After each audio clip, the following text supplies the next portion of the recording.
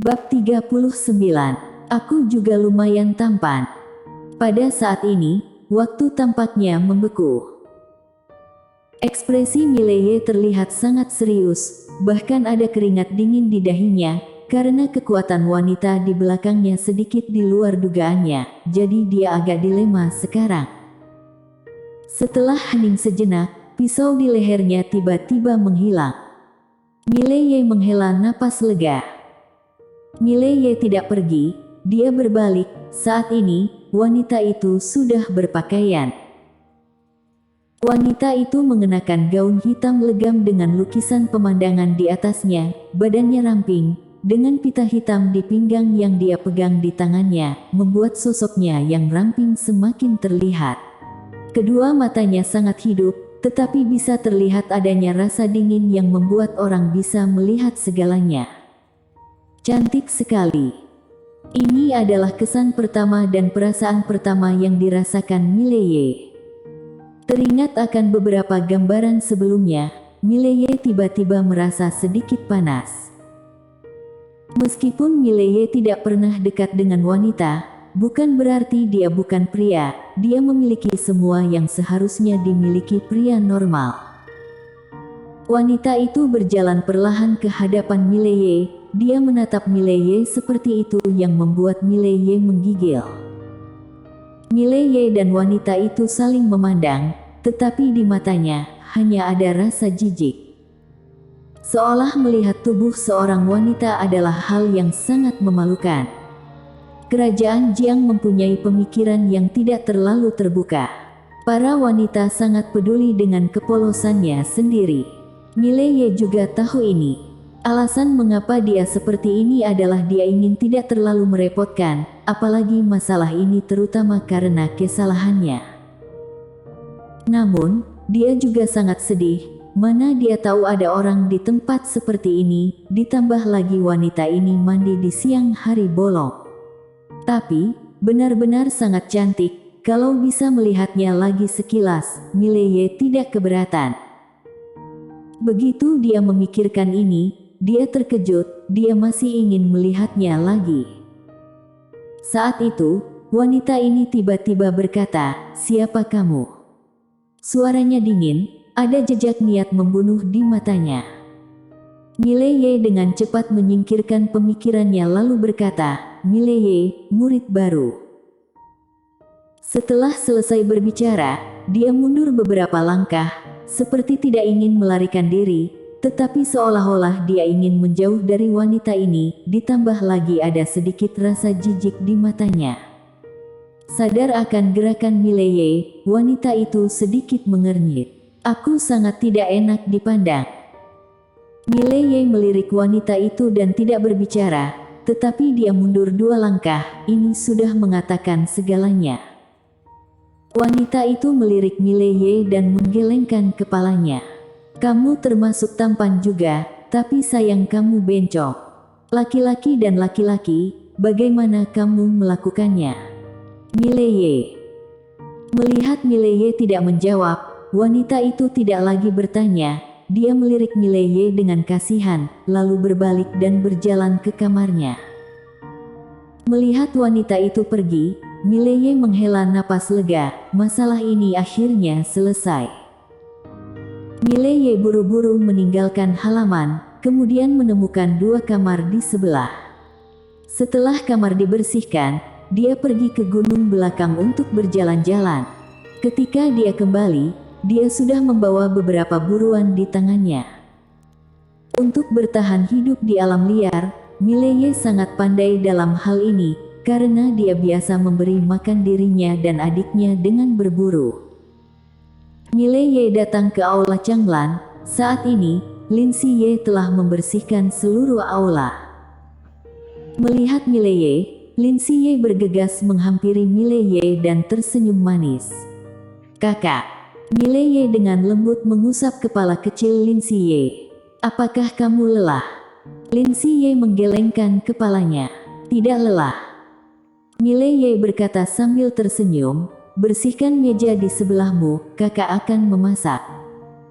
Mendengar ini, mata Lin Siye langsung berbinar penuh harap. Memasak. Dia paling menyukai makanan yang dibuat oleh Mileye. Makanan yang dibuat oleh Mileye dapat dikatakan tidak ada bandingannya bahkan dengan koki keluarga Ye.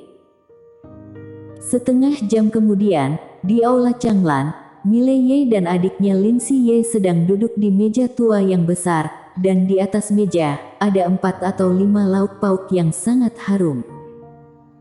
Kedua kakak beradik itu saling berpandangan dan tersenyum. Saat hendak makan, sesosok tubuh muncul dari samping. Orang yang datang adalah orang tua itu. Seluruh tubuh orang tua itu dipenuhi bau arak, bajunya bahkan terlihat seperti sudah bertahun-tahun tidak dicuci, penampilan aslinya sudah tidak bisa terlihat. Orang tua itu juga tidak sungkan dan duduk langsung di kursi utama. Dia akan mulai makan ketika satu orang lagi datang. Kelopak mata Mileye berkedut ketika dia melihat orang yang datang. Orang yang datang adalah wanita yang dia temui sebelumnya. Wanita itu duduk di sebelah kiri orang tua. Dia melirik makanan di atas meja, lalu ke Mileye. "Kamu memasaknya untukku, Mileye." Lin Siye mengedipkan mata. Dia melirik Mileye, dan kemudian pada wanita itu. Wanita itu tidak berbicara. Dia mengambil sumpit dan memasukkan sepotong kecil jamur ke mulutnya. Setelah beberapa saat, dia mengangguk. Enak. Mendengar ini, orang tua itu juga memasukkan sepotong jamur ke dalam mulutnya. Setelah mengunyahnya, dia melirik Mileye dan mengangguk. Enak juga, aku akan menyerahkan tugas memasak Akademi Changlan kepadamu. Mulut Mileye sedikit berkedut, ingin rasanya memukul orang. Pada saat ini, Lin Siye tiba-tiba memiringkan kepalanya dan menatap orang tua itu. "Tapi kakakku adalah seorang murid." Orang tua itu melirik Lin Siye. "Memasak juga berkultivasi, Lin Siye." Mileye tidak tahan lagi. "Senior, Dekan." Orang tua itu menoleh untuk melihat Mileye. "Panggil aku Dekan, Dekan Ji." Mileye mengangguk. "Dekan Ji, dengan akademi sebesar ini, bukankah kita harus mempekerjakan beberapa tukang?" Orang tua itu bertanya balik, "Kamu yang bayar?" Mileye tertegun sejenak, lalu berkata, "Bukankah itu tanggung jawabmu untuk membayar?" Dekan Ji menggelengkan kepalanya. "Aku tidak punya uang. Aku bahkan tidak mampu membeli arak." Mileye. Wanita itu tidak berkata apa-apa, hanya makan dalam diam. Kecepatan makannya membuat kakak beradik Mileye tercengang. Kecepatan itu benar-benar bukan biasa cepatnya, seperti sudah lapar lebih dari 10 hari. Setelah beberapa saat, makanan di atas meja sudah ludes semua. Wanita menjilat sumpitnya, lalu menoleh ke arah Mileye. "Masih ada lagi, Mileye." Lin Siye meletakkan sumpitnya, lalu berkata, "Masih ada yang belum dimasak, aku akan membersihkannya." Setelah berbicara, dia berbalik dan berlari ke belakang aula. Mileye berkata dengan berat, "Apakah di sini aman?" Pak Tuaji mengangguk, "Aman." Mileye ragu-ragu, lalu bertanya lagi, "Dekan Ji, karena ini adalah akademi, tentu saja ada tempat untuk belajar." Tidak ada." Jawaban Pak Tuaji sangat lugas. "Belajar sendiri, Mileye." Aula bela diri. Pada saat ini, wanita itu tiba-tiba mengatakan sesuatu. Dia masih menjilati sumpitnya dengan perlahan. Pak Tuaji memandang Mileye. Ada aula bela diri di gunung belakang. Di dalamnya ada beberapa pengalaman bela diri yang ditinggalkan oleh mantan siswa. Adapun teknik bela diri, kalau kamu beruntung, kamu mungkin dapat menemukan 1 atau 2 buku. Mileye menghela napas. "Aku akan memasak." Setelah mengatakan itu, dia berbalik dan pergi. Di meja, hanya wanita dan orang tua itu yang tersisa. Wanita itu meletakkan sumpitnya. "Dari mana kamu mendapatkannya?" Pak Tuaji meminum araknya lalu berkata, aku dapat dari Akademi Changmu. Wanita itu terdiam sejenak, lalu bertanya, mengapa kamu mencarinya? Orang tua itu berkata, memiliki potensi. Wanita itu berkata dengan datar, aku sendiri saja sudah cukup. Tangan orang tua itu sedikit gemetar, dan setelah beberapa saat, dia meminum anggurnya lalu berkata dengan pelan, Agnes, tanggung jawabmu terlalu banyak. Wanita itu berkata dengan datar, ini takdirku dan tanggung jawabku. Setelah selesai berbicara, dia menoleh untuk melihat keluar aula. Meskipun mereka mati, jiwa mereka terpenjara di tubuh mereka.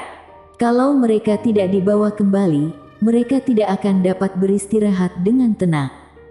Masih ada kakak tertua dan kakak kedua dan juga ayah. Mata orang tua itu perlahan tertutup. Kamu adalah satu-satunya garis keturunan keluarga Ji yang tersisa. Wanita itu terkekeh. Kalau begitu aku bahkan lebih bertanggung jawab lagi. Orang tua itu menggelengkan kepalanya. Dua orang itu, di dalam kerajaan Jiang, mungkin hanyalah Diaan yang bisa mengalahkan mereka. Wanita itu bangkit. Semua masalah tergantung usaha. Setelah berbicara, dia berjalan ke kejauhan. Ketika dia sampai di pintu masuk aula utama, dia tiba-tiba berhenti, lalu berkata sambil tersenyum, hasil terburuknya paling akan bertambah satu mayat lagi di jalan Gunung Changshan. Setelah kata-kata itu jatuh, dia menghilang ke kejauhan. Di aula, hanya terdengar suara orang tua itu minum. Malam hari. Setelah Mileye menunggu Lin Siye tertidur, dia memasuki menara penjara alam. Mileye duduk bersila dan bertanya, Senior, apakah aku termasuk kultivator pedang? Iya, wanita misterius itu menjawab. Kenapa? Mileye sedikit bingung, karena dia tidak bisa memancarkan cahaya pedang. Wanita misterius itu berkata, saat ini yang kurang darimu hanyalah tingkatan alam. Selama kamu mencapai alam energi perlindungan, ki di tubuhmu akan berbentuk. Dengan fondasi tubuhmu saat ini dan keterampilan pedangmu, kamu dapat mengaktifkan energi pedang kapan saja. Mileye berkata dengan berat, kalau begitu niat tarungku. Apakah kamu paham Budo? Tanya wanita misterius. Mileye menggelengkan kepalanya. Wanita misterius berkata, situasi kamu saat ini adalah bahwa kamu telah memahami niat tarung terlebih dahulu, tetapi kamu tidak memiliki proses Budo, jadi kamu bukan seorang master Budo sama sekali. Untuk menjadi seorang master Budo sejati, kamu perlu mengubah niat tarung ke dalam bentuk. Sekarang, kamu belum memiliki kemampuan ini. Yang perlu kamu lakukan sekarang adalah mengumpulkan pengetahuan dasar tentang Budo. Tentu saja, kamu tidak bisa mengendur dalam ilmu pedang.